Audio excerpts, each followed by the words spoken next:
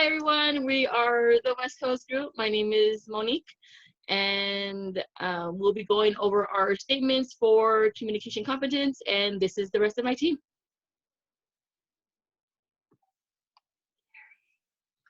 Hi, my name is Gary.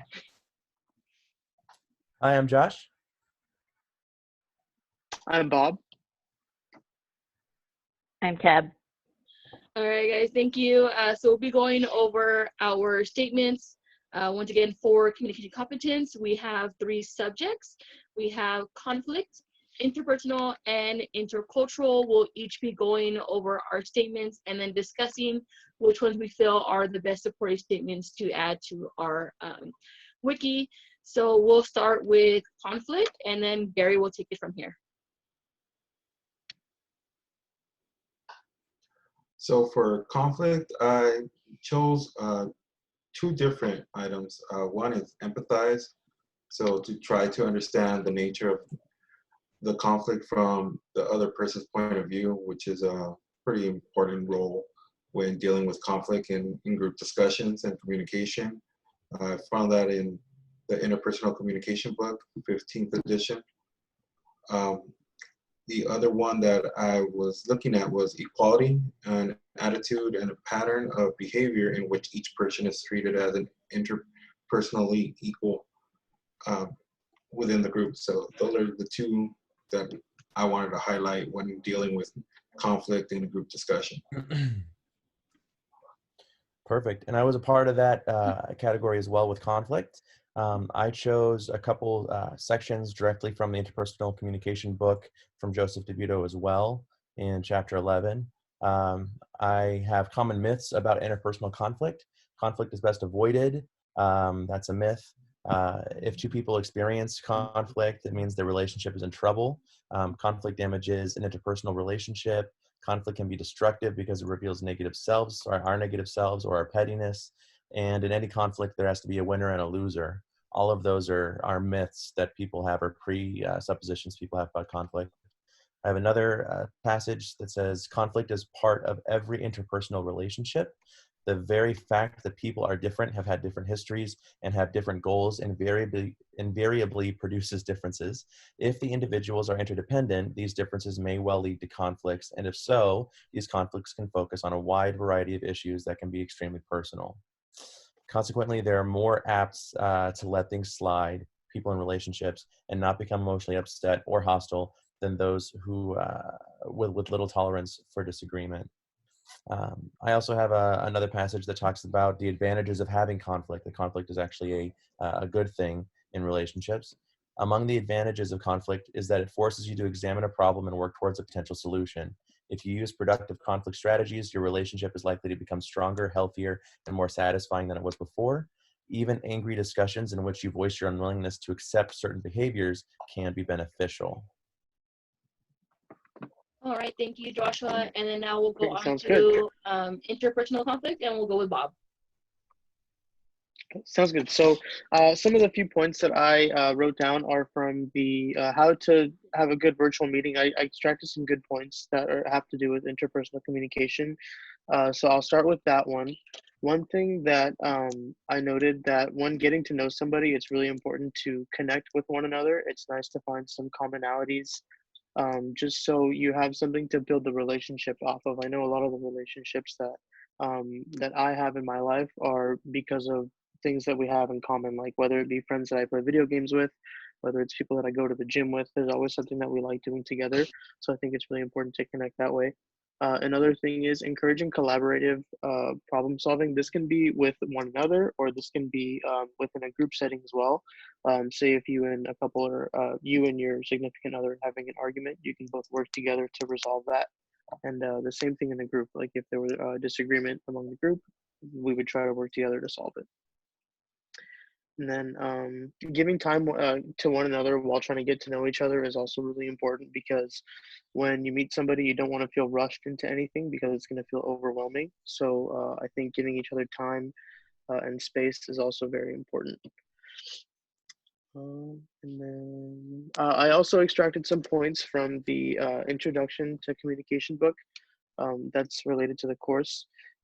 Understanding stages in establishing relationships is crucial because you have to know which way the relationship is going, whether you're coming together or you're coming apart, and there's certain stages to determining what that is. The stages of coming together are initiating, experimenting, integrating, and bonding. That can go for either a intimate relationship or just for like a casual friendship. Some signs of coming apart are differentiating, stagnating, avoiding, and terminating. Obviously, like you'll start noting when someone starts becoming more distant, and that's a sign of coming apart. And yeah, that's what I have for interpersonal. I think Tab is next. Thank you. Yeah, you basically summed up everything. But the points I made is first one, when we communicate to achieve relational goals, we are striving to maintain a positive relationship. So you're putting your relational partner's needs above your own, which will likely make him or her feel valued.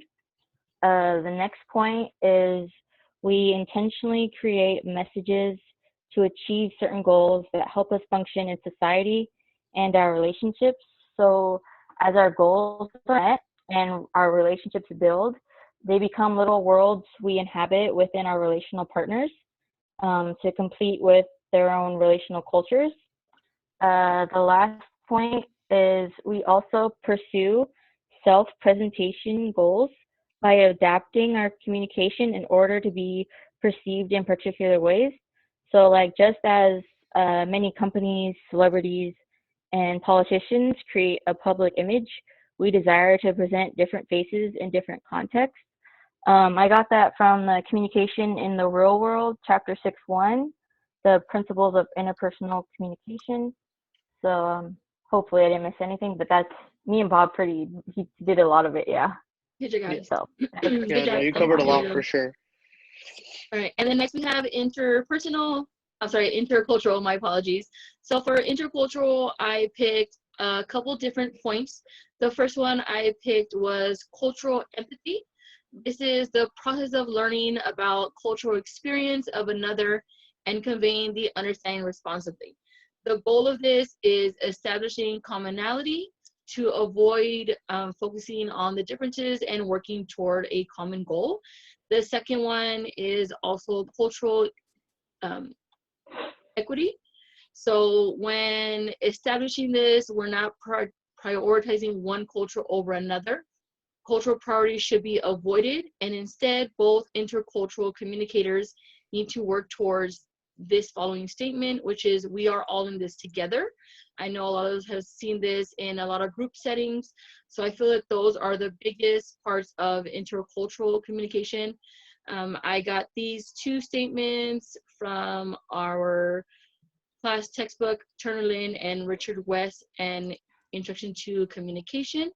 So we've all gone over our statements. We did conflict, we did interpersonal, and then we finished with intercultural.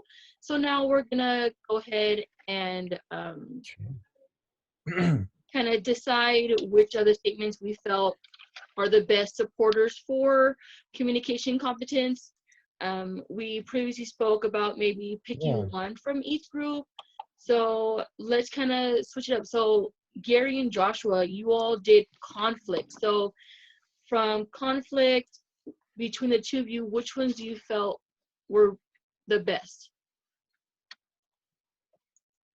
Yeah, let's talk about that a little bit. I really like that you brought up, Gary, equality. I think that's very, very important. And empathy is also very huge. Empathy to me is very important when it comes to any type of conflict management. I feel like we're talking about two different aspects of conflict. One about how to manage conflict, and then a lot of what I brought was specifically about how conflict is not something you should avoid. It can actually be beneficial. So I think both of those can be helpful.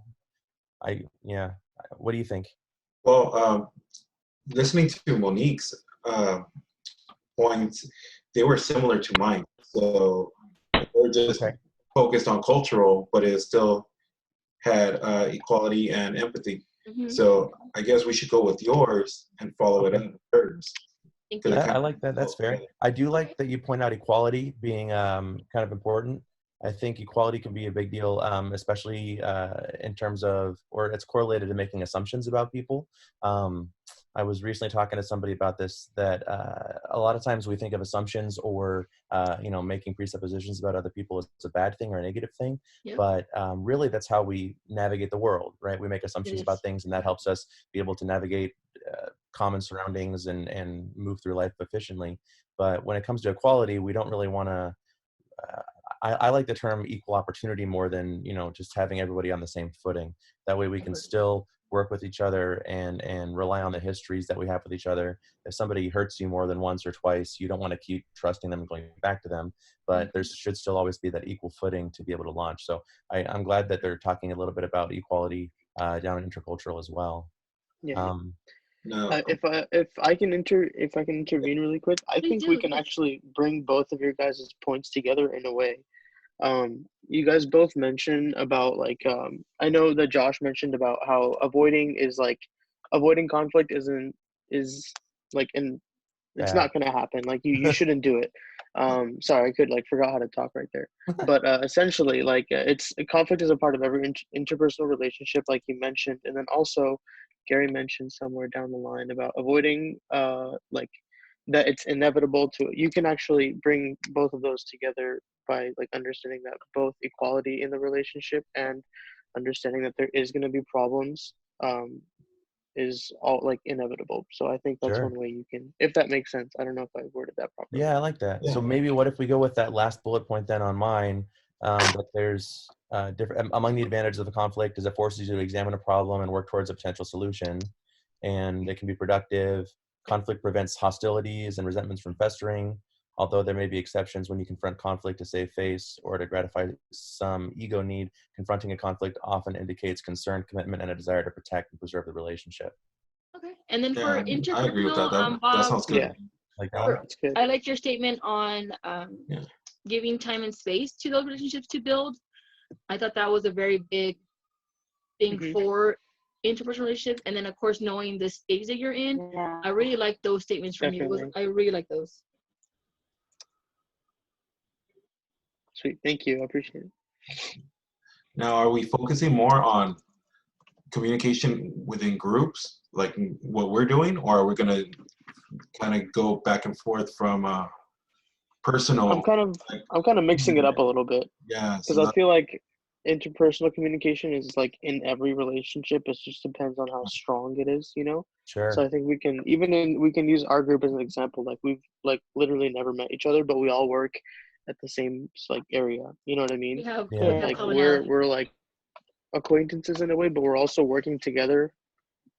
Yeah, we have something in common, and we're all trying to work together by with the small relationship that we've developed so far within one Zoom meeting and whatever discussions we've been in. Sure. Alright, So I think that's perfect. also one thing that we can talk about is how we're accomplishing something with such little knowledge of each other, Sounds and good. it's going pretty well. Alright. I like that. So it looks like we have our 3 statements. Our next thing to do would be to assign tasks. So for task, since I was the host, I'll go ahead and post the recording of our meeting. And then Bob, if you could please post our statements to the wiki edit. And then I think that pretty much Did we decide summarizes on one for everything that we've done. intercultural? I'm sorry? I didn't hear you, I Joshua. think for intercultural, I think she picked Oh, I'm sorry, I just skipped one. cultural We'll equity, do, right? Is oh, that the one that we the talked empathy one, right? Because me and Barry kind of collabed on the empathy. That's where we went with Joshua's equality. Oh, okay. I like about? that. Okay, Yeah. great, for sure. I'll be sure to bookmark Yeah, that right that now. Okay, was thank you. better.